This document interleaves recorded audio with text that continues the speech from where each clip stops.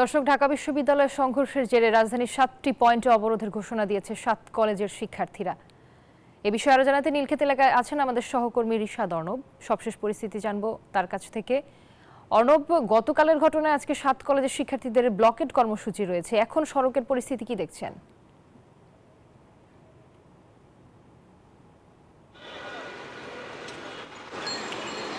এই মুহূর্তে কিন্তু আমরা আছি নীলক্ষেত মোড়ের ঠিক পাশে, ঢাকা কলেজের ঠিক সামনে।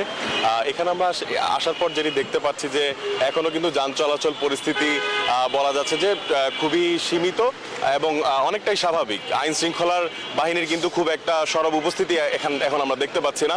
আপনাদের দর্শকদের উদ্দেশ্যে যেটি জানিয়ে রাখতে চাই, কিন্তু গতকাল রাত 10:30 থেকে কিন্তু ঢাকা কলেজ এবং নীলক্ষেত মোড়ে যে 7 কলেজের শিক্ষার্থীদের সাথে, ঢাকা কলেজের শিক্ষার্থীদের সাথে ঢাকা বিশ্ববিদ্যালয়ের শিক্ষার্থীদের যে সংঘর্ষের ঘটনা হয়েছে, তারপরই কিন্তু এখানে বেশ থমথমে এক পরিস্থিতি বিরাজ করছে।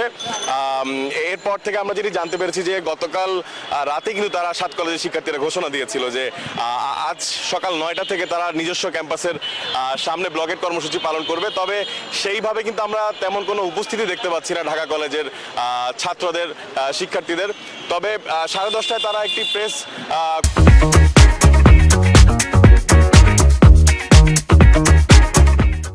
কনফারেন্স করবে, যেখানে কিন্তু তারা তাদের পরবর্তী যে 5 দফার দাবি, সেই দাবি নিয়ে তাদের পরবর্তী যে কি ধরনের ঘোষণা আসতে পারে সেগুলো কিন্তু তারা জানাবে, আমরা আসলে যেটি জানতে পেরেছি।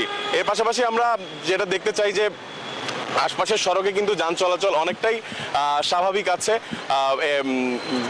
এর পাশাপাশি আমরা যেটি আজ সকালে কিন্তু জানা গিয়েছে যে ঢাকা কলেজ সহ 7 কলেজের যে পরীক্ষা এবং ক্লাস কর্মসূচি, সেই সবগুলো কিন্তু শিক্ষার্থীরা বর্জন করেছেন এবং কলেজের কর্তৃপক্ষ কিন্তু জানিয়েছে যে তাদের যে পরীক্ষা এবং ক্লাস কর্মসূচি এগুলো কিন্তু আজ স্থগিত করা হয়েছে।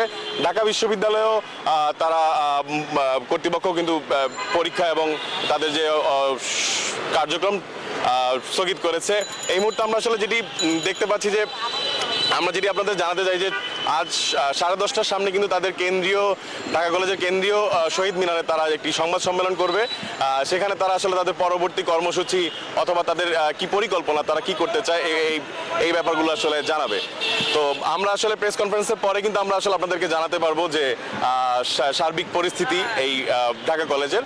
এই ছিল আমার কাছে ঢাকা কলেজ থেকে সর্বশেষ তথ্য সংগ্রহ করতে থাকুন। আপনাকে ধন্যবাদ।